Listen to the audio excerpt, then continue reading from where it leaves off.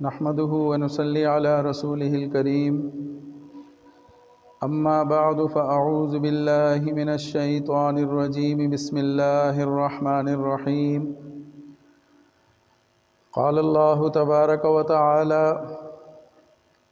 لقد رضي الله عن المؤمنين إذ يبايعونك تحت الشجرة فعلم ما في قلوبهم فأنزل السكينة عليهم وأثابهم فتحا قريبا ومغانم كثيرة يأخذونها وكان الله عزيزا حكيما سبحان ربك رب العزة عما يصفون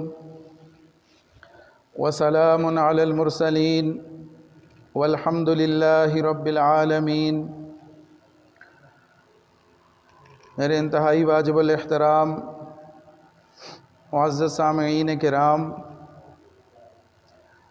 حضور اکرم صلی اللہ علیہ وسلم کے غزوات کے سلسلے میں غزوہ خندق یعنی غزوہ احزاب اور غزوہ بنو قریظہ، گزشتہ جمعے پر ان دو غزوات پر چند باتیں عرض کی تھیں۔ رسول اللہ صلی اللہ علیہ وسلم کی سیرت کا ہر پہلو اور آپ صلی اللہ علیہ وسلم کے دور میں پیش آنے والا ہر واقعہ ہمارے لیے سبق آموز بھی ہے، نصیحت آموز بھی ہے اور عبرت آموز بھی ہے۔ اللہ تعالی ہمیں سیرت طیبہ سے سیکھنے کی، سمجھنے کی اور اس کو عملی زندگی میں لانے کی توفیق عطا فرمائے۔ چند باتیں، ایک دو واقعات غزوہ احزاب اور بنو قریظہ کے مختصراً عرض کر کے اس کے بعد بات کو آگے بڑھاتے ہیں۔ جب یہود نے مشرکین مکہ کے پاس وفد بھیجا اس نیت کے ساتھ کہ ہم سب مل کر اکٹھے ہو کر مسلمانوں پر حملہ کریں، مسلمانوں کا صفایا کر سکیں، مسلمانوں کو صفحہ ہستی سے مٹا سکیں، اس حوالے سے مشورہ کرنے جب یہود کا قافلہ، ان کا وفد مشرکین مکہ کے پاس پہنچا، ان کے سامنے بات رکھی تو مشرکین مکہ نے ان سے یہ کہا کہ آپ عقیدے کے لحاظ سے مسلمانوں کے قریب تر ہیں اور ہمارے نظریات اور عقائد کے بارے میں آپ کیا کہتے ہیں؟ تو یہودیوں نے جانتے ہوئے اور اس بات کو سمجھتے ہوئے کہ مشرکین کا عقیدہ شرک والا عقیدہ ہے اور اس عقیدے کی وہ کسی بھی طرح سے حمایت نہ کر سکتے تھے، لیکن ان کے اوپر بدبختی غالب تھی، اسلام دشمنی ان کے دماغ پر سوار تھی، جس کی وجہ سے انہوں نے مشرکین کے ساتھ یہ جھوٹ بولا کہ ہم آپ کے عقیدے کو زیادہ بہتر سمجھتے ہیں بنسبت مسلمانوں کے عقائد کے۔ پھر اس پر بھی مشرکین کو تسلی نہ ہوئی تو پھر طے یہ کیا گیا کہ آپ کے وفد کے لوگ اور ہمارے کچھ لوگ یہ حرم میں جائیں گے، خانہ کعبہ کے سامنے خانہ کعبہ کی دیوار سے لپٹ کر عہد کریں گے کہ ہم نے ایک دوسرے کا ساتھ دینا ہے اور مسلمانوں کا خاتمہ کرنا ہے، اور جب تک مسلمان ختم نہیں ہو جاتے ہم نے چین سے نہیں بیٹھنا۔ تو یہاں پر غور فرمانے کی ضرورت ہے، غور کیا جائے کہ کس طریقے سے اللہ کے گھر میں جا کر اللہ کے رسول صلی اللہ علیہ وسلم کے خلاف اتحاد بنایا جا رہا ہے اور حضور اکرم صلی اللہ علیہ وسلم اور آپ کے ساتھیوں کو قتل کرنے کی سازش ہو رہی ہے، مسلمانوں کو صفحہ ہستی سے مٹانے کا پروگرام بنایا جا رہا ہے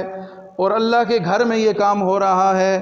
اللہ کے گھر کی دیوار سے چمٹ کر لپٹ کر اور اللہ کے سامنے فریاد کر کے وہ یہ عہد کر رہے ہیں کہ ہم مسلمانوں کو نہیں چھوڑیں گے۔ اللہ تعالیٰ کی حلیم ذات ہے، کریم ذات ہے۔ اللہ تعالیٰ نے انہیں مہلت دی اور پھر وہ مسلمانوں کے ہاتھوں ذلیل اور رسوا ہوئے۔ اس طریقے سے وہاں پر عہد و پیمان کر کے اور اپنے ساتھ لاہو لشکر لے کر وہ مسلمانوں پہ چڑھائی کرنے کے لیے آئے۔ پھر غزوہ خندق کے موقع پر ایک وقت ایسا آیا کہ جب رسول اللہ صلی اللہ علیہ وسلم نے اس بات کو محسوس کیا کہ کافی دن گزر جانے کے باوجود جنگ کا کوئی نتیجہ نہیں نکل رہا اور مسلمانوں کے لیے بھی مشکلات کافی ہیں، موسم کی سختی ہے اور اسی طرح سے بھوک ہے اور سختی، ہر طرح کی سختی مسلمانوں کے لیے، ہر طرح کے مسائل کا شکار ہیں مسلمان، تو کسی طرح سے سہولت پیدا کی جائے اور مسلمانوں کے لیے آسانی پیدا کی جائے۔ اس حوالے سے رسول اللہ صلی اللہ علیہ وسلم نے قبیلہ غطفان کے سرداروں کے نام یہ پیغام بھیجا کہ آپ کو مشرکین اور یہود نے یہ کہہ کر اپنے ساتھ ملایا ہے کہ آپ کو وہ خیبر کی پیداوار کا نصف حصہ دیں گے، تو ہم آپ کو یہ اگر پیشکش کریں کہ مدینہ کی تمام پیداوار کا کچھ حصہ ہم آپ کو دیں گے، آپ ہمارے ساتھ مل جائیں۔ تو اس حوالے سے جب مشورہ کیا، صحابہ کے سامنے یہ بات آئی، تو حضرت سعد بن معاذ رضی اللہ تعالیٰ عنہ فرمانے لگے کہ اے اللہ کے رسول، آپ اس حوالے سے ہمیں رہنمائی کر دیں کہ یہ اللہ کا حکم ہے یا آپ کی ذاتی رائے ہے یا پھر آپ نے ہماری سہولت کے لیے یہ تجویز فرمایا ہے۔ تو رسول اللہ صلی اللہ علیہ وسلم نے فرمایا کہ نہ تو یہ اللہ کا حکم ہے اور نہ ہی میری ذاتی رائے ہے، البتہ مجھے مسلمانوں کی سہولت عزیز ہے، میں چاہتا ہوں کہ مسلمان اس مشکل سے باہر آئیں اور کسی طریقے سے یہ معاملہ ختم ہو، مکمل ہو۔ تو اس پر حضرت سعد بن معاذ رضی اللہ تعالیٰ عنہ نے فرمایا کہ اے اللہ کے رسول، ہمیں یہ بات گوارا نہیں ہے کہ ہم اپنی سہولت کی خاطر ان یہودیوں سے، ان مشرکین سے کسی بھی طرح کی کوئی رعایت کر سکیں۔ انہیں کوئی کبھی ہمت نہیں ہو سکی کہ مدینہ کے اندر آ کر یہ یہاں سے کچھ لے کر جا سکیں، سوائے اس کے کہ کبھی کسی مہمان کے طور پر اگر آئیں تو پھر ان کے لیے سہولت ہے، لیکن اس کے علاوہ کبھی ایک دانہ بھی ہم ان کو دینا گوارا نہیں کریں گے۔ ہمیں ہر قسم کی سختی منظور ہے، ہمیں ہر قسم کی تنگی برداشت ہے، ہمیں ہر قسم کے حالات کا سامنا کرنا قبول ہے، لیکن یہ قبول نہیں ہے کہ یہ آئیں اور ہماری پیداوار میں سے کچھ حصہ لے کر جائیں۔ اسی طرح رسول اللہ صلی اللہ علیہ وسلم نے جنگ کے دوران، غزوہ خندق کے دوران مستورات کو، عورتوں کو ایک قلعے کے اندر محفوظ کر دیا، اور وہاں پر جب ایک یہودی جسارت کرنے لگا اس قلعے کی طرف، اس کے آس پاس نظر آنے لگا، تو حضرت صفیہ رضی اللہ تعالیٰ عنہ نے ایک ہی وار کر کے اس کا خاتمہ کیا اور پھر اس کا سر کاٹ کر قلعے کی دیوار سے جب یہودیوں کی طرف پھینکا تو یہودیوں پر رعب پڑا کہ ہمیں تو لگا تھا کہ یہاں صرف عورتیں اور بچے ٹھہرے ہوئے ہیں، لیکن یہاں تو لگتا ہے کہ معاملہ کچھ اور ہے، اور محمد صلی اللہ علیہ وسلم نے یہاں پر بھی اپنے لوگوں کو رکھا ہوا ہے کہ جو ہمارے مقابلے کے لیے تیار بیٹھے ہیں۔ اس طریقے سے ان پر رعب پڑا۔ اور پھر بنو قریظہ کے واقعے میں حضرت ابو لبابہ رضی اللہ تعالیٰ عنہ کا ایک واقعہ ہوا کہ جس میں حضرت ابو لبابہ رضی اللہ تعالیٰ عنہ یہود بنو قریظہ کے پاس گئے، پرانے تعلقات اور ان کے ساتھ جان پہچان تھی، ان کے حالات معلوم کرنے گئے۔ یہودی بنو قریظہ والے محاصرے میں تھے، حضرت ابو لبابہ رضی اللہ تعالیٰ عنہ حضور سے اجازت لے کر ان کے پاس گئے۔ جب وہاں پہنچے تو یہودی، ان کی عورتیں اور بچے آ کے ان کے پاؤں میں پڑ گئے اور رونے لگے۔ اس پر حضرت ابو لبابہ کو ان پر ترس آیا اور انہوں نے پوچھا حضرت ابو لبابہ سے کہ آپ کی ہمارے بارے میں کیا رائے ہے، کہ ہمیں اسلام قبول کر لینا چاہیے یا ہمیں کفر پر ہی قائم رہنا چاہیے، یہودیت پر قائم رہنا چاہیے؟ تو حضرت ابو لبابہ رضی اللہ تعالیٰ عنہ نے انہیں کہا کہ آپ اسلام قبول کر لیں تو آپ کے حق میں بہتر ہے، اور ساتھ یوں گردن کی طرف اشارہ کیا کہ اگر یہ نہیں کرو گے تو تمہاری گردنیں کاٹ دی جائیں گی۔ اب جو ہی یہ اشارہ کیا، اس پر فوراً انہیں خود ہی تنبیہ ہو گئی اور پریشان ہو گئے اس بات پر کہ یہ تو رسول اللہ صلی اللہ علیہ وسلم کے رازوں میں سے ایک راز تھا اور یہ راز میں نے ان پر افشا کر دیا۔ اس بات پر بہت ہی شرمندگی محسوس کی اور واپس آ کر خود کو مسجد نبوی کے ایک ستون سے باندھ دیا اور کہہ دیا کہ جب تک اللہ کی طرف سے میری معافی کا اعلان نہیں ہو جاتا، جب تک اللہ تعالیٰ کی ذات مجھے معاف نہیں کر دیتی، میں اس وقت تک اپنے آپ کو ستون سے باندھ کے رکھوں گا۔ تو حضرت ابو لبابہ رضی اللہ تعالیٰ عنہ چند دن تک ستون سے بندھے رہے۔ پھر اللہ تعالیٰ نے وہی نازل فرمائی، وآخرون اعترفوا بذنوبہم خلطوا عملا صالحا وآخر سیئا عسى اللہ ان یتوب علیہم۔ اللہ تعالیٰ نے ان کی برات کا اعلان کیا، ان کی توبہ قبول کی، اور اس طرح سے ابو لبابہ رضی اللہ تعالیٰ عنہ کو اس سزا سے خلاصی ہوئی جو انہوں نے خود اپنے لیے تجویز کر لی تھی۔ تو یہ 2-3 واقعات تھے کہ جو گزشتہ بیان میں جن پر بات نہ ہو سکی۔ اس کے بعد غزوہ بنو قریظہ سے فارغ ہونے کے بعد رسول اللہ صلی اللہ علیہ وسلم نے مختلف اوقات میں صحابہ کرام کے لشکر روانہ کیے، جس کو سریہ کہا جاتا ہے۔ تو 9 موقع ایسے آئے کہ رسول اللہ صلی اللہ علیہ وسلم نے صحابہ کرام کو لشکر دے کر روانہ کیا مختلف مہمات پر، جن میں سے بعض دفعہ لڑائی کی نوبت آئی اور بعض مقامات پر لڑائی کی نوبت نہ آئی، اور بعض مقامات پر صلح بھی ہوئی۔ ان 9 سرایا کے بعد رسول اللہ صلی اللہ علیہ وسلم 200 صحابہ کرام کو لے کر بنو لحیان کی طرف تشریف لے گئے، اور اس کا پس منظر یہ تھا کہ جو واقعہ رجی ہوا تھا، جس میں رسول اللہ صلی اللہ علیہ وسلم سے چند صحابہ کرام کو اپنے ساتھ لے جانے پر اصرار کر کے کچھ کفار لے گئے کہ یہ ہمیں تعلیم دیں گے، ہمیں اسلام کے بارے میں تبلیغ کریں گے، اور راستے میں ان کے ساتھ غداری کی، ان کو شہید کیا۔ تو ان کے بدلہ لینے کے لیے رسول اللہ صلی اللہ علیہ وسلم نے بنو لحیان کی طرف 200 صحابہ کرام کو لے کر اس طرف رسول اللہ صلی اللہ علیہ وسلم تشریف لے گئے۔ جب کفار کو جب پتہ چلا،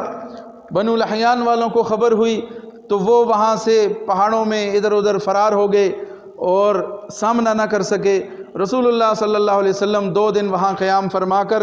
واپس مدینہ تشریف لے آئے، اور اس غزوے میں، جسے غزوہ بنو لحیان کہا جاتا ہے، اس غزوے میں بھی لڑائی نہ ہوئی۔ یہ 19واں غزوہ تھا۔ اس کے بعد جو غزوہ پیش آیا وہ غزوہ حدیبیہ ہے۔ اگرچہ اس میں لڑائی نہ ہوئی، لیکن متعدد موقع ایسے آئے کہ لڑائی کی نوبت آتے آتے رہ گئی۔ رسول اللہ صلی اللہ علیہ وسلم نے ایک خواب دیکھا، ایک مبارک خواب دیکھا، جس میں آپ صلی اللہ علیہ وسلم نے یہ دیکھا کہ ہم مکہ میں داخل ہو رہے ہیں، عمرے کی سعادت حاصل کر رہے ہیں، طواف کر رہے ہیں، صحابہ کرام بھی ساتھ ہیں، اور طواف سے فارغ ہو کے، عمرے سے فارغ ہو کر صحابہ کرام نے اپنا سر منڈوایا، کچھ نے بال کٹوائے۔ رسول اللہ صلی اللہ علیہ وسلم کعبہ میں داخل ہوئے، آپ کے حوالے کعبہ کی چابیاں کی گئیں۔ تو یہ مبارک خواب رسول اللہ صلی اللہ علیہ وسلم نے جب صحابہ کرام کے سامنے سنایا، تو صحابہ کرام کو بہت زیادہ اس پر مسرت ہوئی، خوشی ہوئی، اس لیے کہ نبی کا خواب بھی وحی کی حیثیت رکھتا ہے۔ تو سب کو یقین ہو گیا کہ اب مکہ عن قریب فتح ہونے والا ہے، اور ہم مکہ میں داخل ہوں گے، عمرہ ادا کریں گے، اور مکہ کی خانہ کعبہ کی دوبارہ زیارت کریں گے۔ تو اس حوالے سے صحابہ کرام نے پھر عمرے کی تیاری شروع کر دی۔ البتہ اس خواب میں کوئی وقت کا تعین نہیں کیا گیا کہ کس وقت یہ واقعہ پیش آئے گا۔ تو رسول اللہ صلی اللہ علیہ وسلم نے بھی صحابہ کرام کے ولولے اور جوش اور جذبے اور شوق کو دیکھ کر آپ صلی اللہ علیہ وسلم نے بھی عمرے کا ارادہ فرمایا، اور یہ اعلان کروا دیا ارد گرد کے دیہات میں، قبائل میں، کہ جو بھی مسلمانوں کے ساتھ چلنا چاہے عمرے کی ادائیگی کے لیے، تو وہ ہمارا ساتھ دے سکتا ہے، ہمارے ساتھ آ سکتا ہے۔ اس لیے کہ اس بات کا کبھی امکان تھا کہ مسلمان عمرے کے لیے جائیں گے اور مشرکین ان کے مقابلے میں آ کر ان کو رکاوٹ ڈالیں گے، ان سے مقابلہ بھی ہو سکتا ہے۔ تو اس لیے بہتر تھا کہ زیادہ سے زیادہ مسلمانوں کی جمعیت ہو، اکٹھے ہو کے مسلمان زیادہ تعداد میں جائیں، تاکہ وہ عمرے کو بطریق احسن ادا کر سکیں۔ تو اس حوالے سے جب اعلان کیا گیا تو بہت سارے ارد گرد کے قبائل، ان کو ساتھ چلنے کو جب کہا گیا تو انہوں نے اکثر نے ان میں سے انکار کر دیا۔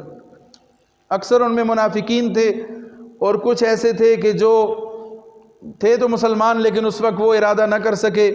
اور انہوں نے انکار کر دیا، تو منافقین نے یہ بات پھیلا دی کہ مسلمان یہ چند نہتے مسلمان ہیں، یہ خود بھی مریں گے، ہمیں بھی مروائیں گے، لہٰذا ہم ان کے ساتھ جانے کو تیار نہیں ہیں۔ مشرکین وہاں قریش والے تیار بیٹھے ہیں، کسی بھی وقت آ کر ان کو ترنے والا سمجھ کے وہ ختم کر دیں گے، اور یہ لوگ خود بھی مریں گے اور ساتھ لے جانے والوں کو بھی مروائیں گے۔ تو اس وجہ سے انہوں نے اپنی جان بچانے کے لیے مسلمانوں کا ساتھ دینے سے انکار کر دیا۔ رسول اللہ صلی اللہ علیہ وسلم نے عمرے کی تیاری فرمائی، نیا لباس زیب تن کیا اور اپنی اونٹنی قصبہ پر سوار ہوئے، اور صحابہ کرام 1400 کی تعداد میں صحابہ کرام نے آپ صلی اللہ علیہ وسلم کے ساتھ سفر شروع کیا، اور اس سفر میں آپ صلی اللہ علیہ وسلم کی ازواج میں سے حضرت ام سلمہ رضی اللہ تعالیٰ عنہ آپ کی معیت میں تھیں، آپ کے ساتھ تھیں۔ ادھر مسلمانوں کا سفر شروع ہوا، ادھر قریش مکہ کو اطلاع ہوئی، تو انہوں نے اس بات کا پکا ارادہ کر لیا اور ٹھان لیا کہ کسی بھی صورت میں مسلمانوں کو مکہ میں داخل نہیں ہونے دینا، اس لیے کہ عرب کے قبائل کیا کہیں گے کہ یہ ان کے ساتھ لڑتے ہیں، ان کے ساتھ جنگیں ہوتی ہیں، اور آج یہ آ کے عمرہ کر کے چلے گئے تو یہ تو ان پر غالب آ گئے، یہ ہم سے برداشت نہیں ہوگا، یہ ہماری غیرت ہماری عزت کے خلاف ہے، لہٰذا ہم مسلمانوں کو مکہ میں داخل کسی صورت نہیں ہونے دیں گے۔ رسول اللہ صلی اللہ علیہ وسلم کو سفر کے دوران جب اس حوالے سے معلومات ہوئیں تو آپ صلی اللہ علیہ وسلم نے اپنے ایک صحابی کو قریش مکہ کے حالات لانے کے لیے بھیجا۔ انہوں نے آ کے واپس رسول اللہ صلی اللہ علیہ وسلم کو یہ اطلاع دی کہ وہ واقعی تیاری کر رہے ہیں، اور ان کا کسی صورت میں مسلمانوں کو مکہ میں داخل ہونے دیں اس کا کوئی ارادہ نہیں ہے، ان کا کسی صورت میں مسلمانوں کو وہ مکہ میں داخل نہیں ہونے دیں گے۔ تو اس پر رسول اللہ صلی اللہ علیہ وسلم کو تعجب ہوا، فرمایا کہ یہ قریش کیسے لوگ ہیں کہ جنگوں نے ان کی کمر توڑ کے رکھ دی ہے، ان کو کمزور کر کے رکھ دیا ہے، اور انہیں چاہیے کہ ہمیں یہ عرب کے حوالے کر دیں تاکہ جو بھی معاملہ ہو ہم ان سے نمٹ لیں گے۔ اگر عرب کے دیگر قبائل ہم پر غالب آ گئے تو ان قریش مکہ کا مسئلہ ویسے ہی حل ہو جائے گا، یہ ہم پہ غالب آنا چاہتے ہیں، ہمیں ختم کرنا چاہتے ہیں، تو یہ انہیں چاہیے کہ ہمیں آزاد چھوڑ دیں، دیگر قبائل ہم پر غالب آ گئے تو ان کا مقصد خود بخود حل ہو جائے گا۔ اور دوسری صورت کہ اگر ہم ان پر غالب آ گئے تو پھر ان کے لیے پھر بھی موقع ہوگا کہ یہ ہمارے ساتھ مل جائیں، اسلام قبول کر لیں، یا اگر اسلام قبول نہیں کرتے تو پھر بھی اگر ہمارے مقابلے میں آنا چاہتے ہیں تو تب تک ان کو وقت مل جائے گا تیاری کرنے کا۔ اور یہ بہت ہی اعلیٰ تجویز تھی، ان کے حق میں جاتی تھی یہ تجویز، لیکن انہوں نے اس تجویز کو بھی ماننے سے انکار کر دیا۔ رسول اللہ صلی اللہ علیہ وسلم نے فرمایا کہ اگر یہ سمجھتے ہیں کہ ہم ان کے خوف سے رک جائیں گے تو یہ یاد رکھیں کہ اللہ کی قسم، اللہ کے حکم کو میں پورا کرتا رہوں گا، میں ان سے جہاد کرتا رہوں گا، اس وقت تک جہاد کرتا رہوں گا کہ جب تک میری گردن بھی کٹ نہیں جاتی، میں اکیلا بھی رہ گیا تو میں ان کا مقابلہ کرتا رہوں گا، ان کے سامنے کسی صورت نہیں جھکوں گا۔ ادھر مشرکین نے خالد بن ولید رضی اللہ تعالیٰ عنہ جو اس وقت تک مسلمان نہیں ہوئے تھے، 100 کے قریب افراد ان کے حوالے کر کے ان کو یہ لشکر دے کر بھیجا کہ مسلمانوں کا راستے ہی میں ان کا سامنا ہو جائے تو ان کو وہیں ختم کر دیں، ان کا خاتمہ کر کے ان سے جان چھڑائیں۔ ادھر خالد بن ولید نکلے، ادھر سے مسلمان جب آ رہے ہیں تو حدیبیہ کے مقام پر آ کر رسول اللہ صلی اللہ علیہ وسلم کی اونٹنی بیٹھ گئی اور آگے نہ چلنے لگی۔ صحابہ کرام نے اسے بہت کوشش کی اٹھانے کی، لیکن اونٹنی کو نہ اٹھا سکے اور کہنے لگے کہ یہ اونٹنی اڑ گئی ہے یہاں پہ آ کے۔ تو رسول اللہ صلی اللہ علیہ وسلم نے فرمایا نہ تو یہ اپنی مرضی سے رکتی ہے نہ ہی اپنی مرضی سے چلتی ہے، یہ وہی اللہ ہے کہ جس نے ہاتھی والوں کو مکہ میں داخل ہونے سے روکا تھا، اسی رب نے اس اونٹنی کو بھی روک دیا ہے آگے بڑھنے سے۔ رب کی منشا یہی ہے کہ ہم یہاں تک آئیں گے اور اس سے آگے نہ جا سکیں گے۔ اونٹنی کو جب مدینہ کی طرف رخ کیا جاتا وہ چلنے لگتی، مکہ کی طرف رخ کرتے تو اونٹنی رک جاتی اور آگے چلنے سے انکار کر دیتی۔ پھر رسول اللہ صلی اللہ علیہ وسلم نے وہیں پڑاؤ ڈالا، وہیں قیام فرمایا۔ پانی کا مسئلہ تھا، رسول اللہ صلی اللہ علیہ وسلم کے سامنے جب یہ بات پیش کی گئی تو آپ صلی اللہ علیہ وسلم نے اپنا تیر دیا کہ یہ تیر جا کر اس کنویں کے پاس گاڑ دیا جائے، وہاں سے چشمہ برآمد ہوا، اور جب تک مسلمان وہاں رہے اس چشمے سے سیراب ہوتے رہے اور پانی حاصل کرتے رہے۔ معجزے کے طور پر اللہ تعالیٰ نے وہاں سے چشمہ جاری فرما دیا۔ پھر اسی طرح ایک اور معجزہ ہوا کہ ایک موقع پر پھر پانی کی کمی ہو گئی تو رسول اللہ صلی اللہ علیہ وسلم نے ایک برتن میں تھوڑا سا پانی تھا، اس میں ہاتھ ڈالے اور پھر آپ صلی اللہ علیہ وسلم کی انگلیوں سے اللہ تعالیٰ نے چشمہ جاری فرما دیا، اور اتنا پانی جاری فرما دیا کہ سارے لشکر نے اس سے سیراب ہو کے پانی پیا، تمام برتن بھی بھر لیے اور سب نے وضو کیا، اور جتنا پانی درکار تھا سب کو وافر پانی میسر ہوا۔ اور صحابی کہتے ہیں کہ اگر ہم 1,00,000 کی تعداد میں بھی ہوتے تو یہ سارے کا سارا پانی ہم سب کے لیے کافی ہو جاتا۔ یہ دوسرا معجزہ جو حدیبیہ کے میدان میں پیش آیا۔ ادھر رسول اللہ صلی اللہ علیہ وسلم نے اپنے ایک اور صحابی خراش بن امیہ رضی اللہ تعالیٰ عنہ کو رخصت کیا، بھیجا قریش مکہ سے بات کرنے کے لیے۔ تو جب وہ تشریف لے گئے، قریش نے ان کا اونٹ ذبح کر دیا اور ان کو بھی قتل کرنے لگے کہ بیچ میں لوگوں نے آ کے چھڑا لیا اور قتل نہ کرنے دیا۔ تو وہ صحابی واپس آئے اور رسول اللہ صلی اللہ علیہ وسلم کو حالات سے آگاہی دی۔ اس پر پھر رسول اللہ صلی اللہ علیہ وسلم نے حضرت عثمان رضی اللہ تعالیٰ عنہ کو اپنا سفیر بنا کے بھیجا۔ پہلے حضرت عمر رضی اللہ تعالیٰ عنہ کو تجویز فرمایا، حضرت عمر نے یہ مشورہ دیا کہ مجھ سے بہتر ہے کہ آپ عثمان رضی اللہ تعالیٰ عنہ کو سفیر بنا کے بھیجیں۔ تو حضور صلی اللہ علیہ وسلم نے حضرت عثمان رضی اللہ تعالیٰ عنہ کو بھیجا اور ساتھ یہ ہدایات جاری کی کہ آپ نے ان کے ساتھ جا کر یہ بات کرنی ہے، وہی بات کہ جو میں پہلے عرض کر چکا کہ رسول اللہ صلی اللہ علیہ وسلم نے فرمایا کہ قریش مکہ کی جنگوں کی وجہ سے کمر ٹوٹ چکی ہے، کمزور ہو چکے ہیں، انہیں چاہیے کہ تھوڑا وقفہ کریں اور کچھ عرصے کے لیے ہم جنگ بندی کا معاہدہ کر لیں، اور اس دوران ہمیں عرب کے حوالے کر دیں، جو بھی ہوگا وہ دیکھا جائے گا۔ اگر عرب ہم پہ غالب آ گئے آپ کا مقصد حل ہو جائے گا، اگر عرب ہم پہ غالب نہ آ سکے تو پھر ہم آپ کی طرف رخ کریں گے اور پھر دیکھیں گے جو بھی معاملہ ہوا۔ اور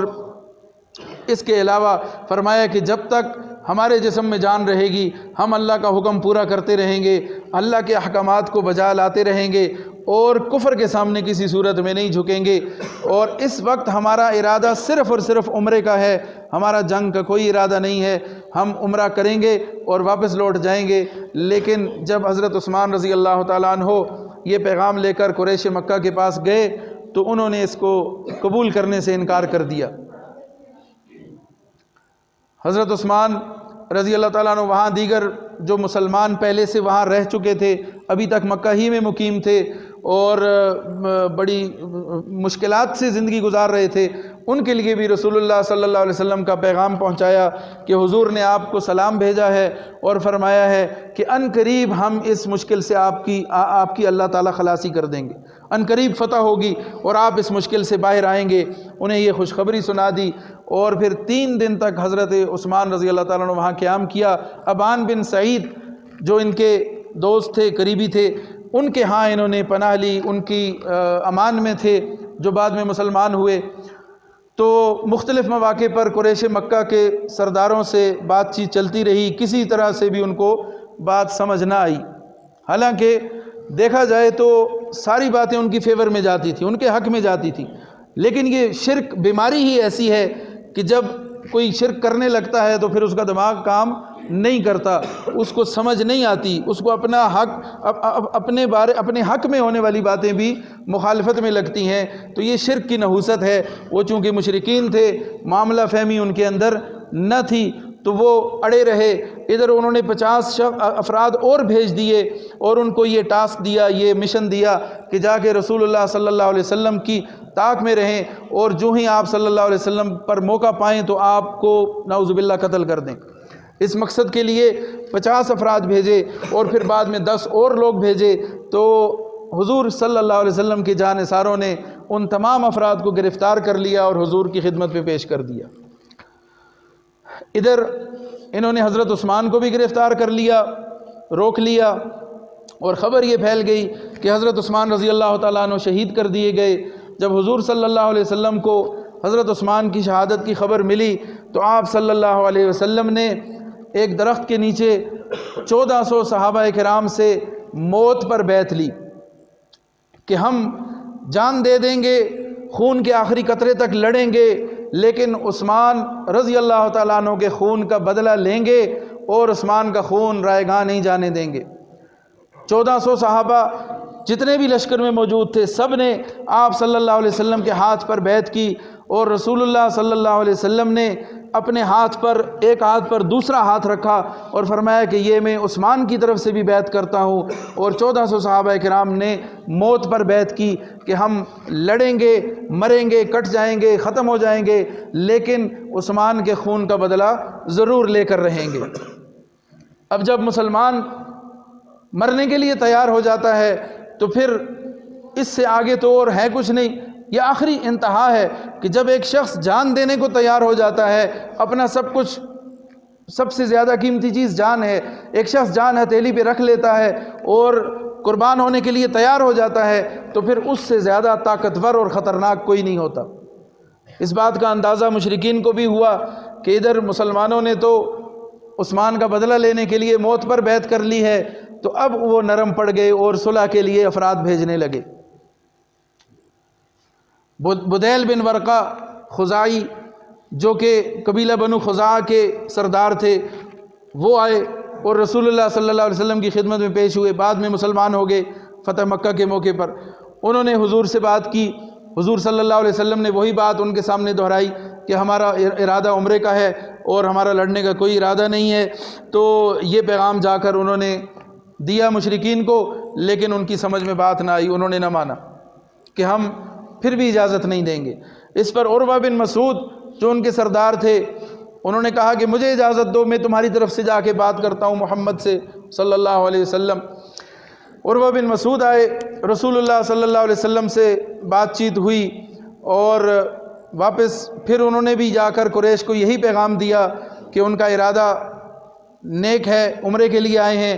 انہیں چھوڑنا چاہیے، انہیں عمرہ کرنے دینا چاہیے۔ تو میری تو یہی رائے ہے۔ اس پر بھی وہ نہ مانے، پھر ان کی آپس میں ناراضگیاں ہوئیں، آپس میں پھوٹ پڑ گئی ان کی۔ اس کے بعد ابن علقمہ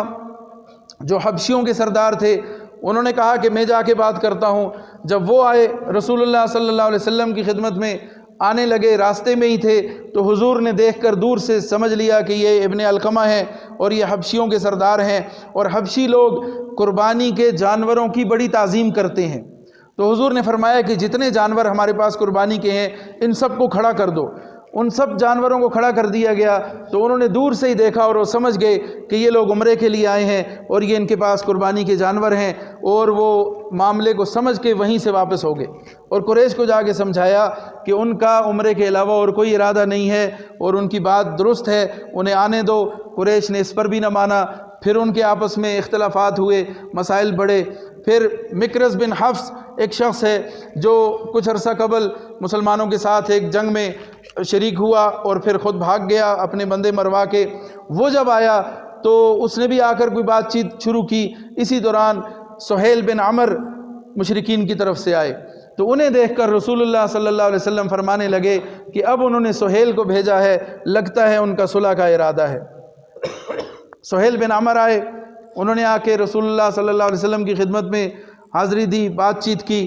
اور پھر اس پر طے ہوا کہ ہم آپس میں کچھ چیزیں طے کر لیتے ہیں، معاہدہ کر لیتے ہیں، صلح کر لیتے ہیں۔ اس میں سے پہلی بات یہ تھی کہ 10 سال تک آپس میں کوئی لڑائی نہیں ہوگی، 10 سال کے لیے جنگ بندی کر دی گئی۔ اس کے علاوہ اس سال آپ عمرے کے لیے نہیں آئیں گے، یہیں سے واپس ہوں گے، آئندہ سال عمرے کے لیے آئیں گے اور صرف 3 دن مکہ میں قیام کریں گے اور پھر واپس لوٹ جائیں گے۔ اپنے ساتھ اسلحہ لے کر نہیں آئیں گے، صرف ایک تلوار جو اس دور کا ایک سمجھ لیں کہ لباس کا حصہ تھا، رواج تھا، تلوار ہر وقت ہر ایک کے پاس ہوا کرتی تھی، تلوار کے علاوہ کوئی اسلحہ نہیں لائیں گے، اور وہ تلواریں بھی نیاموں کے اندر بند ہوں گی اور ان کو نکالیں گے نہیں، اور 3 دن قیام کر کے عمرہ کر کے واپس چلے جائیں گے۔ پھر ایک شرط یہ تھی کہ اگر مشرکین میں سے کوئی مسلمان ہو کے مسلمانوں کے پاس آ جائے گا تو مسلمان اس کو واپس مکہ بھیجنے کے پابند ہوں گے، اور اگر مدینہ سے مسلمانوں کے لشکر میں سے، مسلمانوں کی آبادی میں سے کوئی شخص مشرکین کے پاس آ جائے گا تو وہ اس کو واپس کرنے کے پابند نہیں ہوں گے، وہ اسے وہیں رکھ لیں گے۔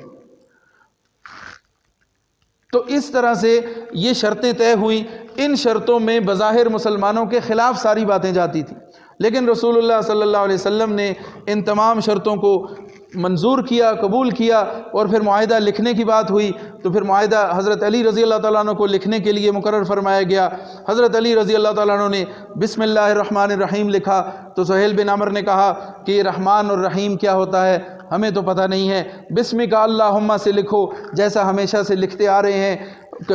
ماضی میں جس طرح سے لکھا جاتا تھا اسی طرح سے لکھو گے۔ پھر حضور نے فرمایا کہ اس کو کاٹ کے بسمک اللہم لکھ دو۔ پھر لکھا محمد الرسول اللہ کی طرف سے یہ معاہدہ ہے، تو کہنے لگا اسی بات کا تو جھگڑا ہے، محمد کو رسول اللہ ہی تو ہم نہیں مانتے، جب اسی بات پہ جھگڑا ہے آپ وہی لکھ کے اور معاہدہ لکھ رہے ہیں، لہٰذا محمد بن عبداللہ لکھو، محمد رسول اللہ کو ہم نہیں مانتے۔ تو حضور صلی اللہ علیہ وسلم نے اس بات کو بھی مان لیا اور حضرت علی سے فرمایا کہ محمد بن عبداللہ لکھ دو۔ حضرت علی رضی اللہ تعالیٰ عنہ نے فرمایا کہ یہ کام مجھ سے نہ ہوگا، میں آپ اس لیے کہ آپ اللہ کے رسول ہیں، اور دیگر صحابہ نے بھی منع کیا کہ یہ کام نہیں کرنا، لیکن پھر رسول اللہ صلی اللہ علیہ وسلم نے ان سے وہ لے کر اپنا نام مٹا کر محمد بن عبداللہ لکھا، اور جس طریقے سے انہوں نے کہا اسی طریقے سے انہی شرائط پر معاہدہ کر لیا۔ صحابہ کو اس پر بہت تشویش تھی اور بہت زیادہ صحابہ کے یعنی اس پر غصہ تھا صحابہ کرام کے درمیان کہ کیا وجہ ہے ہم حق پر ہونے کے باوجود پھر انہی کی باتوں کو مان رہے ہیں اور انہی کی طے کی ہوئی شرطوں کے مطابق چل رہے ہیں۔ لیکن رسول اللہ صلی اللہ علیہ وسلم نے انہیں تسلی دی، اور جب واپسی کا سفر تھا تو اسی سفر کے دوران سورہ فتح نازل ہوئی، اور اس پر رسول اللہ صلی اللہ علیہ وسلم نے مسلمانوں کو خوشخبری دی کہ یہ سورہ فتح اس بات کی علامت ہے کہ یہ حدیبیہ میں جو شرائط طے ہوئی ہیں، حدیبیہ میں جو معاہدہ ہمارا ان کے ساتھ ہوا ہے، اللہ تعالیٰ نے اس کو فتح مبین قرار دیا ہے۔ تو حضرت عمر رضی اللہ تعالیٰ عنہ پھر اس پر ان کو تشویش ہوئی اور حضور سے فرمانے لگے اللہ کے رسول یہ فتح ہے؟ تو حضور نے فرمایا ہاں، اسی میں اللہ نے فتح کا پیغام رکھا ہے۔ اور پھر بعد کے واقعات نے ثابت کیا کہ یہی وہ بنیادی موقع تھا کہ جس کے بعد سے فتوحات کا دروازہ کھلا، فتوحات کا سلسلہ چلا، اور پھر مسلمانوں کی آبادی تعداد میں اضافہ ہوا، اور جتنا ابتدائے بعثت سے لے کر حدیبیہ تک جتنے لوگ مسلمان ہوئے تھے، حدیبیہ سے لے کر فتح مکہ تک، اس مختصر سے عرصے میں اس سے زیادہ کئی گنا زیادہ لوگ مسلمان ہوئے۔ تو اس صلح کے اندر اللہ تعالیٰ نے فتح رکھی، اور کئی صحابہ ہیں جن کا قول ہے کہ تم فتح مکہ کو فتح سمجھتے ہو، ہم تو حدیبیہ کو اصل فتح سمجھتے ہیں، کہ حدیبیہ ہی سے اصل فتح کا آغاز ہوا اور مسلمانوں کا جو عروج شروع ہوا۔ اس کے بعد 10 سال تک چونکہ معاہدہ تھا تو مشرکین کی طرف سے امن ہو گیا، سکون ہو گیا، اور مسلمانوں نے پھر یہودیوں کا رخ کیا، خیبر فتح ہوا، اور پھر بعد میں آ کے مکہ فتح ہوا، تو اللہ تعالیٰ نے فتوحات کے دروازے کھول دیے۔ اب اس سارے واقعے میں تفصیل بہت ہے، وقت نہیں ہے۔ حدیبیہ کے واقعے سے رسول اللہ صلی اللہ علیہ وسلم کی صحابہ نے جس جانثاری سے آپ کا ساتھ دیا اور جس جانثاری سے آپ کی اطاعت کی، اس کی کوئی مثال نہیں ملتی۔ دل بے چین ہے اور ان سے اس چیز کو ہضم کرنا، برداشت کرنا مشکل ہو رہا ہے کہ کیوں ہم حق پر ہوتے ہوئے اس قسم کی صلح کر رہے ہیں۔ لیکن امیر کی اطاعت یہ اسلام سکھاتا ہے، امیر کے حکم پر جان دینا، امیر کے حکم پر اپنا سب کچھ قربان کر دینا، اور امیر کے حکم پر اپنی مرضی کے خلاف چلنا، اور ایک کام کرنا چاہتا ہے انسان اور اس سے رک جائے، یہ سارے معاملات اس واقعے سے پتہ چلتے ہیں۔ اور پھر اس صلح کے بعد بہت ساری فتوحات ہوئیں، بہت سارے اللہ تعالیٰ نے اسلام کو غلبہ عطا کیا اور مسلمانوں کو بہت اس سے فتح ملی، فائدہ ہوا۔